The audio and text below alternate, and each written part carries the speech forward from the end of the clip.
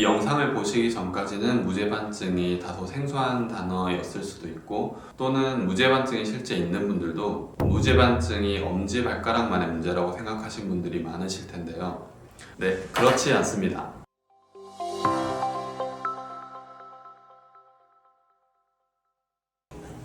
안녕하세요. 신세계 서울병원 정진아 원장입니다. 오늘은 무죄외반증에 대해서 말씀드려보겠습니다. 무죄반증은 엄지발가락이 바깥으로 휘는 발의 앞쪽 부분에 생기는 발의 병 중에서는 비교적 흔한 병인데요. 이에 대해서 무죄외반증은 어떤 것인지, 그리고 어떤 단계가 있는지, 그리고 치료는 어떻게 하는지 말씀드려보겠습니다. 네, 무지외반증은 말 자체에 어떤 병인지가 들어있는데요. 무지라는 것은 엄지발가락을 이야기를 합니다. 그리고 외반이라는 것은 우리 몸에서 어떤 부위가 바깥으로 향하는 것을 외반이라는 용어를 써서 설명을 합니다. 그래서 무지외반이라는 것은 엄지발가락이 바깥으로, 즉 새끼발가락 방향으로 휘어 있는 걸 이야기를 합니다. 실제로는 무지외반증에서 엄지발가락 끝부분이 바깥으로 향하는 것만이 이 병의 모든 변형을 설명할 수 있는 것은 아닙니다. 엄지발가락은 원위지골과 근위지골이라는 두 뼈로 일단 구성이 되어 있고요. 그 부분에서 좀 더 발목 쪽으로, 즉 발등 쪽에 있는 뼈는 중족골이라고 합니다. 그래서 엄지발가락에 연결되어 있는 중족골은 제1중족골이라고 얘기를 합니다. 제1중족골의 변형이 사실 더 중요합니다. 제1중족골은 오히려 안쪽으로 휘게 되는, 엄지발가락은 바깥으로 휘지만 엄지발가락과 중족골 사이에 있는 관절, 즉 근위지 중족 관절은 안쪽으로 튀어나와 있게 됩니다. 그래서 무죄반증이 심한 분들은 발의 안쪽에 볼록한 게 만져지고 그 부분 때문에 증상이 생기는 경우도 있습니다. 중족골의 변형에 대해서 조금 더 말씀을 드리자면, 엄지발가락이 바깥으로 휘어 있는 반면 엄지발가락에 연결된 제1중족골은 안쪽으로 휘게 됩니다. 안쪽으로 휘면서 동시에 회전 변형이 일어나는데, 이 회전 변형 때문에 중족골이 체중을 잘 버텨줘야 하는 그 힘을 잃게 됩니다. 아래쪽에 있는 종자골이라는 뼈가 또 있는데, 이 종자골도 같이 관절염이 오는 경우도 있게 됩니다. 그래서 엄지발가락과 중족골의 변형이 이렇게 3차원적으로 일어나고, 이는 발 전체에 영향을 줄 수 있기 때문에 잘 살펴보셔야 합니다. 무죄반증은 원인을 궁금해하시는 분들이 굉장히 많은데요. 알려져 있는 원인은 여러 가지가 있는데, 선천적인 것도 있고 후천적인 것도 있습니다. 선천적인 것은 애초에 무죄반증과 비슷하게 발이 변형돼서 태어난 경우도 있고요. 류마티스 관절염이 있는 분들도 무지외반증을 포함한 여러 가지 발의 변형이 같이 잘 생기는 편입니다. 그리고 가족력을 말씀을 꼭 드리는데요. 유전적인 영향을 많이 받는다, 이렇게 이해를 하시면 되겠습니다. 마치 우리가 키가 큰 집안에서는 키가 큰 아이가 잘 태어날 수 있듯이, 무지외반증도 무지외반증 유전자 이런 게 있어서 유전적 원인이라고 말씀드리기보다는 여러 가지 요소의 유전자들의 조합으로 그렇게 발현되는 우리의 기질이 가족력에서 특히 엄마 또는 이모한테서 무지외반증이 있는 분들이 본인의 발에도 더 잘 생길 수 있고, 환자분들께 여쭤보면 대체로 또 엄마나 또 이모 뭐 이런 분들이 무죄반증으로 수술까지 하셨다는 경우도 많이 있습니다. 후천적인 경우에는 아무래도 힐을 많이 신는 경우를 얘기를 할 수 있는데요. 힐을 신으면 발 앞쪽으로 체중이 많이 실리기 때문에 변형이 일어나기에 좀 더 좋고, 특히나 좁은 구두 같은 경우에는 엄지발가락이 바깥쪽으로 모이게 되는 그런 상황이 되기 때문에 양쪽 발에 변형이 되는 경우도 자주 있습니다. 네, 무죄반증으로 인해서 생길 수 있는 증상은 사실 굉장히 다양합니다. 엄지발가락이 아까 말씀드린 대로 휘어 있으면서 가장 흔하게 말씀하시는 불편함은 제1중족골과 엄지발가락이 만나는 관절이 안쪽으로 튀어나와 있는 상태에서 그 튀어나온 부분의 통증, 그 통증은 가만히 있거나 또는 밤에 쉬고 있을 때도 아프기도 하고, 신발을 신을 때 신발과 마찰이 계속 일어나기 때문에 통증이 있기도 합니다. 그래서 안쪽 통증이 있을 수 있고, 또한 제1중족골의 발바닥 쪽에서 많은 분들이 굳은 살이 생겨서 그것 때문에 통증을 호소하는 분들도 계십니다. 그리고 두 번째 발가락이 엄지발가락의 변형에 의해서 영향을 받을 수 있습니다. 정도가 심한 분들 같은 경우에는 엄지발가락이 두 번째 발가락의 아래로 들어가면서 두 번째 발가락이 위로 들리는 그런 변형이 동시에 생기기도 합니다. 나중에 치료를 할 때 엄지발가락만 교정하는 게 아니라 두 번째 발가락의 관절까지도 같이 수술을 해야 되는 경우도 있을 정도입니다.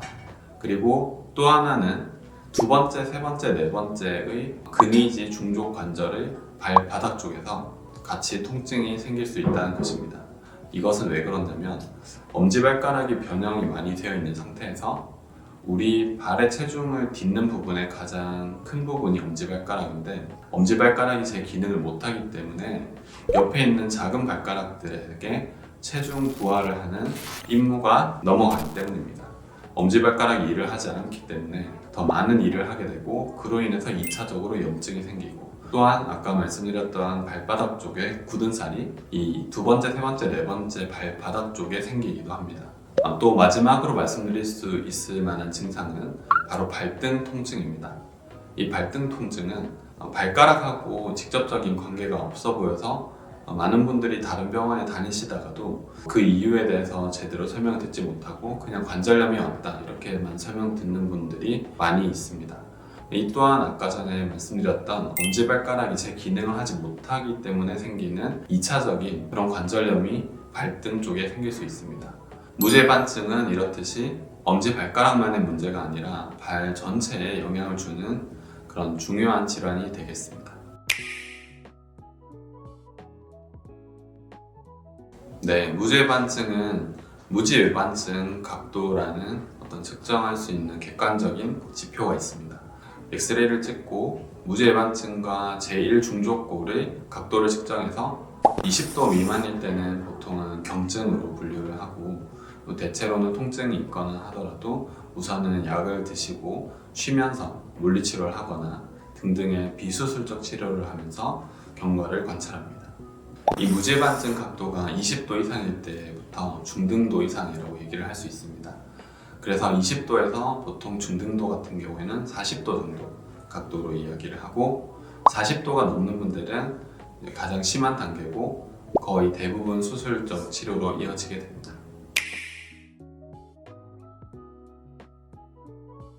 네, 구체적인 수술 방법은 굉장히 여러 가지가 있습니다.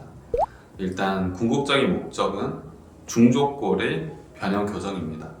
그래서 중족골을 절골을 하고 교정을 한 뒤에 그 교정된 상태를 유지하기 위해서 각종 방법으로 고정을 해서 골 유합을 얻게 됩니다.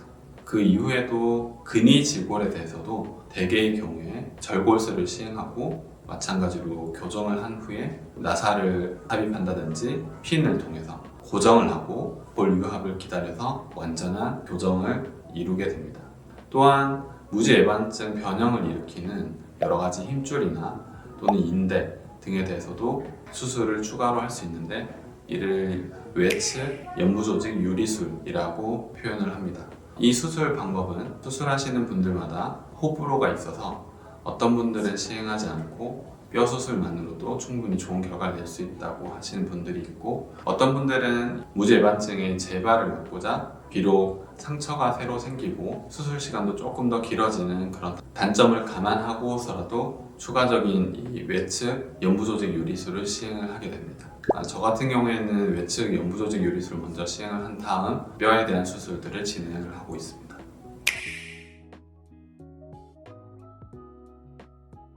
네, 요즘에 MICA라고 미카라고 부르기도 하고 최소 침습 무지외반증 교정 수술 몇 년 전부터 시행되던 최신 수술 기법이 있습니다. 가장 큰 차이점은 절골술을 시행할 때 이전의 전통적인 여러 가지 방법들은 대체로는 피부 절개를 수술 방법에 따라 다르지만 작거나 크거나 어쨌든 뼈를 좀 보면서 할 수 있게 넉넉하게 피부 절개를 한 후에 그렇게 해서 절골을 시행하고 수술을 마저 진행하는 그런 방법이 대부분이었습니다. 피부 절개와 또 하나의 차이점은 절골의 방식입니다. 예전에 많이 하던 방식은 절골을 톱을 통해서 하게 됩니다. 그런데 이 최소 침습 방법은 버라고 하는 마치 드릴과 비슷하게 생긴 그런 기계를 이용해서 작은 상처를 통해서도 필요한 절골술을 다 시행할 수 있기 때문에 최근에는 많이 시행되고 있습니다. 그리고 고정 방식에 대해서도 예전에는 핀을 많이 사용했는데 이 최소 침습 방식에 대해서는 나사를 이용해서 더 튼튼한 고정 방식을 택하고 있습니다. 제가 수술 방법에 대해서 차이점들을 많이 말씀드렸는데 사실 그건 참고로 말씀드리는 사항이고 환자분들이 느끼시기에 수술 후 관리가 얼마나 수월한지가 훨씬 영향이 클 텐데요. 수술 후에 전통적인 방식에서는 대체로 깁스를 하고 한 달여간 목발도 짚기도 하고 그런 비교적 힘든 시간들을 보내왔었습니다. 하지만 이 최소 침습 수술 방법을 통해서 수술하고 나면 수술하고 다음 날부터 깁스를 하지 않고 목발도 하지 않고 화장실부터는 바로 걸어서 갈 수 있는 그런 수술 후 관리에 있어서는 훨씬 편해진 상황이 됩니다. 물론 상처가 작아진 것도 좋지만 이렇게 수술 후에 통증이 적게 그리고 목발도 안 쓰고 깁스를 안 하면서 편하게 관리를 할 수 있다는 점에서 굉장히 큰 장점이라고 할 수 있겠습니다. 네, 이 수술은 수술 시간은 30분, 40분 정도 걸리고 입원 기간도 2박 3일 정도면 충분해서 많은 분들이 편하게 수술하시고 퇴원하고 있습니다. 네, 최소 침습 수술법에 대해서 이런저런 말씀들 드렸는데요. 다음에는 이 최소 침습 수술은 어떻게 진행이 되는지 제가 고정하는 기구와 절골하는 기구 등을 가지고 보여드리면서 설명하는 영상을 준비해 보도록 하겠습니다. 저희 어머니께서 무지외반증 수술을 7, 8년 전에 받으셨어요. 그 당시에는 일주일 동안 발을 땅에 딛지도 못했다 이렇게 저한테도 많이 힘들다고 말씀하셨는데 당시를 생각해보면 지금 제가 수술해드리는 환자분들은 얼마나 예전보다 편하게 수술 후 관리를 하실 수 있는지 확실히 의학 기술은 점차 발전하고 있구나 하고 다시금 느끼게 됩니다. 네, 오늘 무지외반증에 대해서 전반적으로 말씀드려 보았습니다. 이 영상을 보시기 전까지는 무지외반증이 다소 생소한 단어였을 수도 있고 또는 무지외반증이 실제 있는 분들도 무지외반증이 엄지발가락만의 문제라고 생각하신 분들이 많으실 텐데요. 무지외반증은 엄지만의 문제가 아니라 발 전체의 문제가 될 수 있음을 잘 이해하시면 이 전체적인 무지외반증 치료의 목적과 그런 과정을 조금 더 잘 이해하면서 치료해 가실 수 있을 거라 생각합니다. 네, 이상 신세계서울병원 정진아 원장이었습니다. 감사합니다.